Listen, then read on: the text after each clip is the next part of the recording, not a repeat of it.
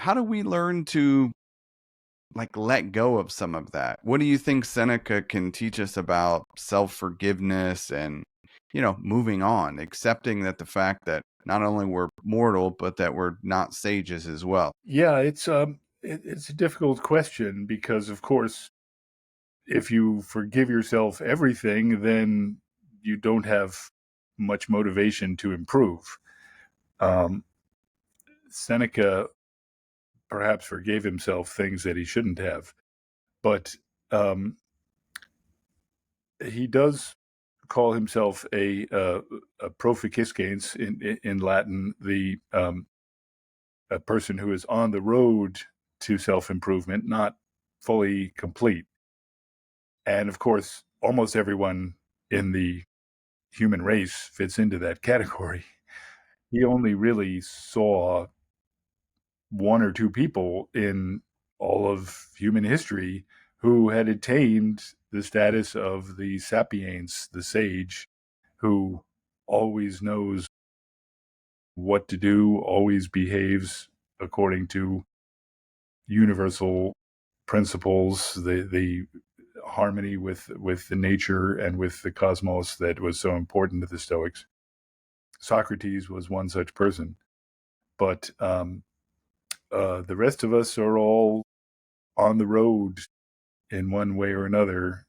Um, we're as drivers, and we'll never get there. But this driving is still important, and really the essence of a philosophic life. Yeah, you bring up an important point of forgiving everything, and maybe there's some sort of middle way. Um but that seems to be a challenging thing of we're on the road, and as you mentioned, we're likely not going to reach some sort of end destination, but how do we remember that while being on the road, having a direction, as he might say, is critically important? It's like the destination is much less important compared to the direction. How is there anything that comes up around that, and maybe anything that helped you in daily life there? Well, in the Christian circles, we there's an expression: "What would Jesus do?"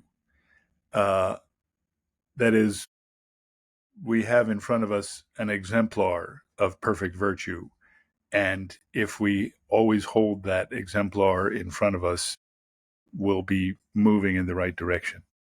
Seneca, of course, didn't know from Jesus, and maybe would not have believed in his views if he had, but he does hold up in front of himself and in front of us as his readers examples of perfect virtue. He describes again and again in his letters and his essays the qualities of this sapiens, this sage. I've excerpted a bunch of such passages in another volume I have for Princeton, which is forthcoming, which is going to be called How to Live. Mm. That's based on the De Beata Vita, on the happy life, and also selections from the letters.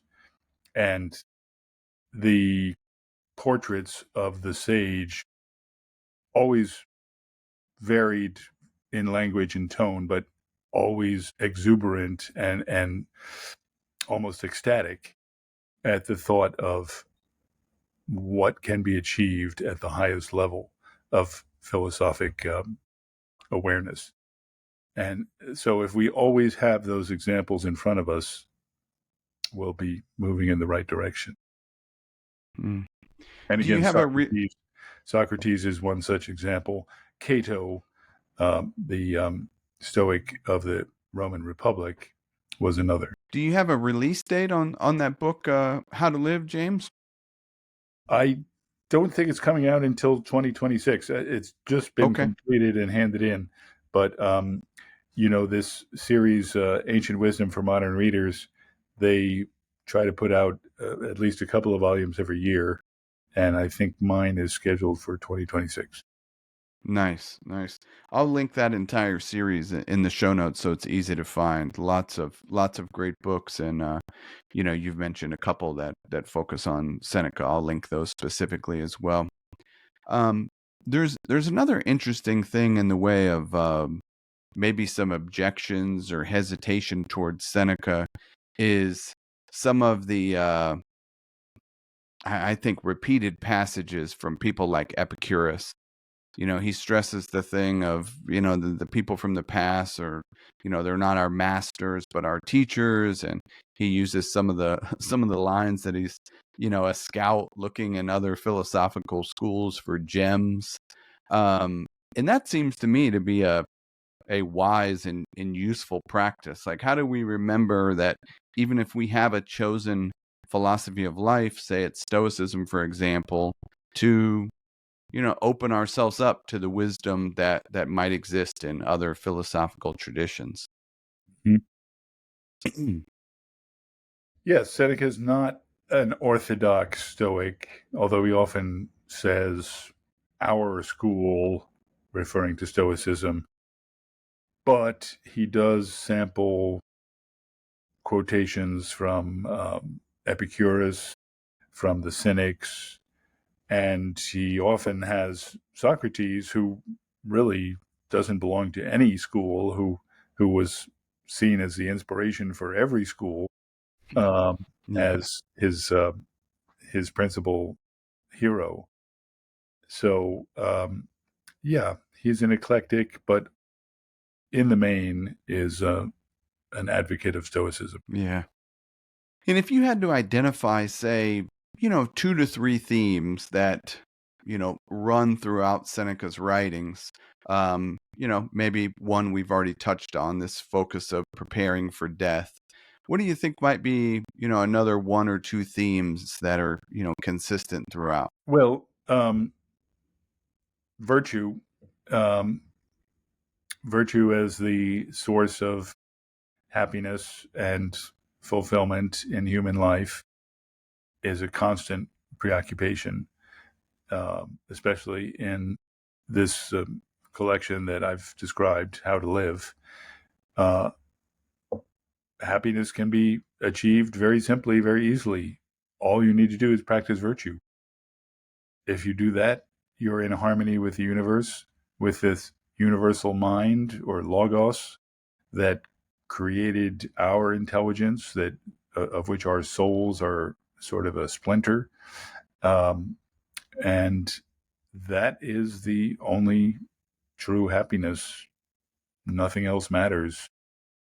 Even physical health really is secondary to the pursuit of virtue. So that's his overriding theme as a Stoic thinker. And do you think that's, personally yourself, James, that's a timeless piece of wisdom that, we're all wise to adopt, whether we say, virtue is the only good? Maybe we could, people could get into that, but just that the fact it's like virtue is the central thing. It's the big rock that we all need to pick up. Mm-hmm. I'm not orthodox about that. Yeah. I don't feel that my own happiness comes strictly from practice of virtue. Of course, it's important, but Yeah. Seneca is convinced that physical pleasures of food, drink, sex, the bodily sensation, that those things don't matter. But in fact, they do. I mean, Mm. to me anyway. So I can't claim to be a Stoic in my own life or a believer in Seneca's values. Yeah. But let me ask you in reference to the series that you mentioned, Ancient Wisdom for Modern Readers. There's a number, I mean, maybe I'd say probably north of 30. You would probably know better than I of how many are in that series. Mm-hmm. But I'm not familiar with one on Epicureanism, which kind of gets into this, some of the pleasure, virtue, debate, whatever you would call it. And maybe there's one in the works. There probably is. But, why do you think that is? Well, it's partly a question of what texts can be drawn on. Mm, There simply aren't yeah. the same kind of direct expressions of Epicurean values in the ancient canon, in the surviving ancient canon, as there are for other philosophies. One could sample from Lucretius's poem On the Nature of Things, but that's such a huge and wide-ranging poem, it's very hard to package it in this small, accessible format that the Yeah. series favors. So, and the letters of Epicurus, which survive, are nothing that anyone would take any inspiration from. They're very dull. So, I think it's really just a matter of what texts are available. Yeah. But let me ask you another curiosity question here. I would say this is in the way of pleasure, virtue, debate. I I don't often hear this distinction, maybe, and maybe this is, my own weirdness a little bit, but it's from the virtue is the only good. It seems that the Stoics, and I tend to agree, that by being virtuous, by putting, some sort of virtue in action, that it brings pleasure to our lives. I mean, it's go. I think there's lots of modern research of, you go do something kind for another. There's these positive chemicals and stuff that release in within us, and we, achieve an experience of pleasure. And it's just a distinction of, like, where should we get the pleasure? What is the what is it that we should set out to do? Mm-hmm. Yeah, Seneca discusses that dilemma in On the Happy Life, and he has a dialogue with an opponent, someone who's arguing against his views, who brings up that exact point: is aren't virtue and pleasure more or less the same thing? Are we pursuing pleasure when we pursue virtue? And Seneca's clear that that is not the case. He uses the analogy of a field which has been plowed for the planting of crops, and some wildflowers pop up there because the seeds have drifted on the wind, and so those are like accidental bonuses that come from the plowing of the field. But that wasn't our objective. Our objective was to raise food crops, and we can enjoy the wildflowers. They're pretty to look at, but they're just accidental. Yeah. It does seem to be a good distinction to make, when you think about the example of doing something kind, and you you have it in your mind, I'm doing something kind to receive some sort of pleasure for this. It kind of takes away the virtuous act of it and turns it into something self-centered. So it seems to be a good a good distinction, but it